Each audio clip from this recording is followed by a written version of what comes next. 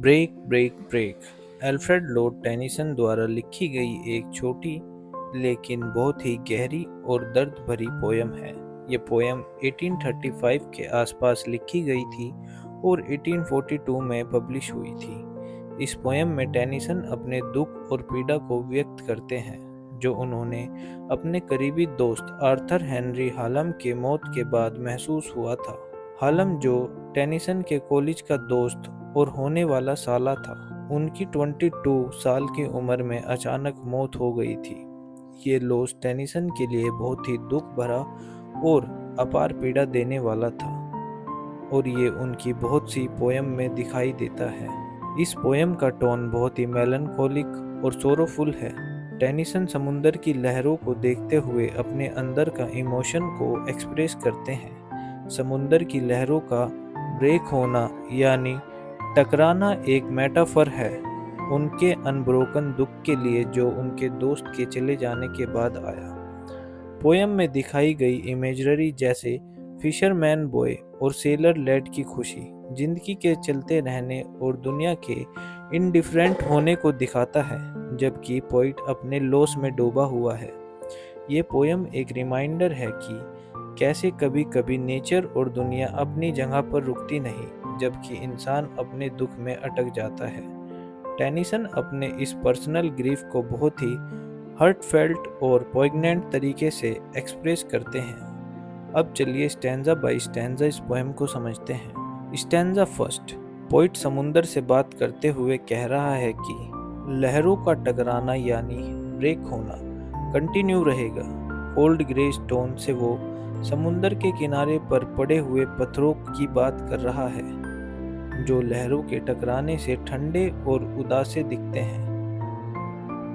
Poet अपने अंदर के इमोशन को समुंदर के टकराने से रिलेट कर रहा है।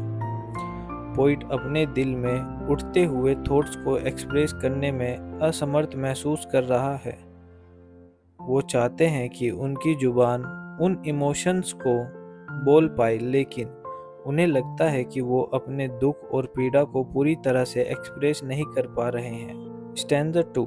पोइट एक फिशरमैन के लड़के को देखते हैं जो अपनी बहन के साथ खेलते हुए खुशी से चीख रहा है।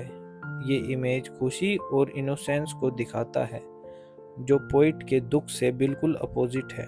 इस लाइन में पोइट एक सेलर लैड को देखते हैं जो अपनी बोट में बैठा बे में गाना गा रहा है।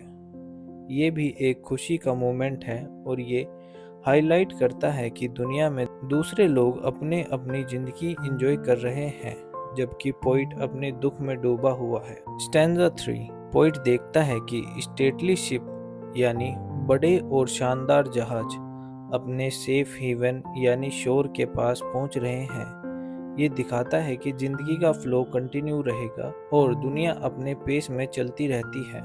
लेकिन पोइट अपने किसी की याद में डूबा हुआ है जो अब इस दुनिया में नहीं है। वैनिश्ड हैंड, उसका हाथ जो अब गायब हो चुका है, और वॉइस दैट इज स्टिल, वो आवाज़ है जो अब हमेशा के लिए चुप हो गई है। ये पोएट के दुख और उस लॉस को रिफ्लेक्ट करता है जो उनके लिए सबसे बड़ा है। स्टैंजा 4। पोइट ये मानते हैं कि जो प्यारे और सुकून भरे पल उन्होंने अपने किसी के साथ गुजारे थे वो दिन अब हमेशा के लिए चले गए हैं और वो अब कभी वापस नहीं आएंगे। ये लाइन पोइट को डीप सेंस ऑफ लॉस और ग्रीफ को समराइज करती है। तो ये थी हमारी छोटी सी एक्सप्लेनेशन। उम्मीद है आपको पसंद आई होगी। मिलते हैं एक नेक्स्ट वीडियो में एक नए टॉपिक के साथ। तब तक के लिए गुड बाय।